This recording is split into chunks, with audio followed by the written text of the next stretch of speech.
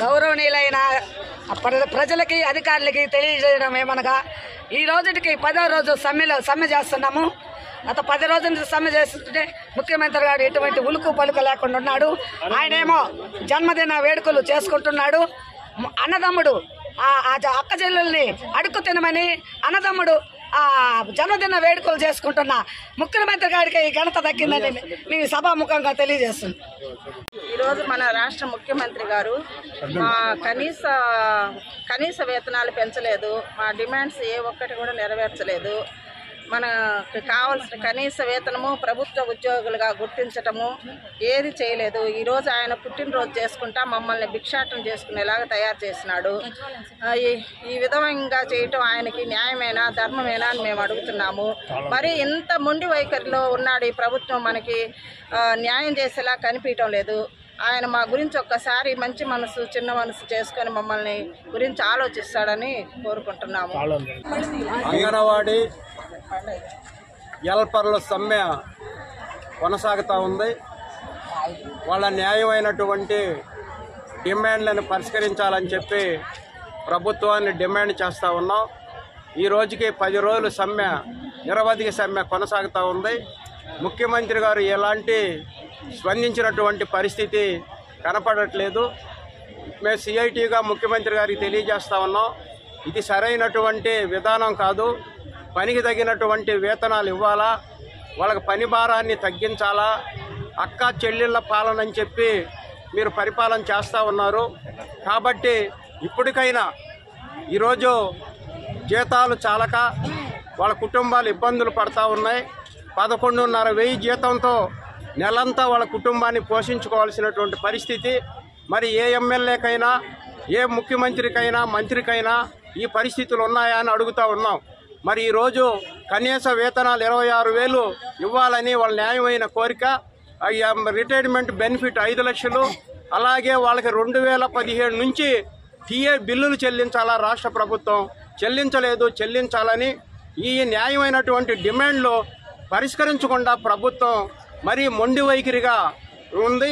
కాబట్టి ఇప్పటికైనా ముఖ్యమంత్రి గారికి తెలియజేస్తా ఉన్నాం, 10 రోజులుగా మహిళలు అంగన్వాడీలు హెల్పర్లు సమ్మె చేస్తుంటే రాష్ట్ర ప్రభుత్వం కనీసం స్పందించకపోవటం చాలా దుర్మార్గమైనటువంటి విషయం ఇది.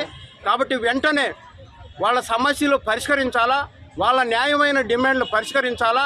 పరిష్కరించేంత వరకు ఈ నిరవధిక సమ్మె కొనసాగుతుంది. వాళ్ళ పోరాటం ద్వారానే ఈ ప్రభుత్వానికి తగిన గుణపాఠం చెబుతామని ఈ సందర్భంగా ప్రభుత్వాన్ని హెచ్చరిస్తా ఉన్నాం. సమ్మె జరుగుతూ ఉంది. నిన్న ఆర్థిక మంత్రి బుగ్గన రాజేందర్ రెడ్డిని కర్నూలు జిల్లాలో అంగన్వాడీ మహిళలు నిలేశారు. ఆయన తప్పించుకొని వెళ్ళిపోయాడు. తర్వాత ముఖ్యమంత్రిని కూడా నిలేసే రోజు వస్తుంది. 25వ తేదీ నుంచి 25వ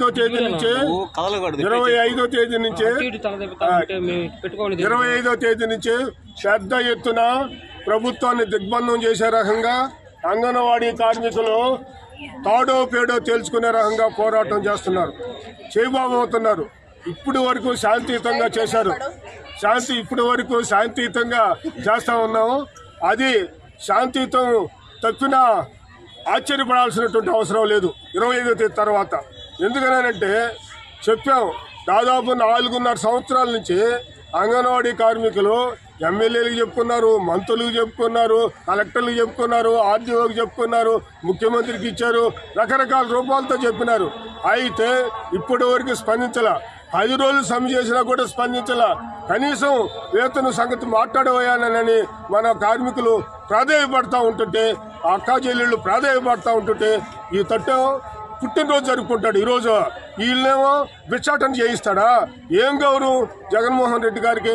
కనీసం వాళ్ళ జీతం గురించి మాట్లాడి ఒక ప్రకటన చేస్తే మేము డ్యూటీలోకి వెళ్తాం కదని వాళ్ళు ప్రాధేయపడతా ఉంటుంటే, ఆ ప్రాధేయం అగ్నిజ్వాలయ్యి కోపాలకి మా ప్రభుత్వం ఏమవుద్దో, గత ప్రభుత్వం చంద్రబాబు నాయుడు గారు ఏమైపోయినారు, అదే రకంగా ఇప్పుడు వచ్చేసరికి జగన్మోహన్ రెడ్డి గారు అదే అయిపోతారు. అందువలన మనం మాత్రం ఈ విషయాల్ని అర్థం చేసుకొని ప్రెస్ వారు కూడా ప్రభుత్వానికి విన్నవించాలా, ప్రజలకు విన్నవించాలా, ప్రజల యొక్క సహకారం తీసుకోవాలా. తాళాలు పగలు కొట్టారు 4 రోజుల కిందట. తాళాలు పగలు కొట్టారు. ఏం చేశారు? వైఎస్ఆర్ కిట్లు పంచారు. తర్వాత ఏం చేశారు? తాళాలు వేసుకున్నారు. అంటే వాళ్ళు ఏం చేయలేని పరిస్థితి.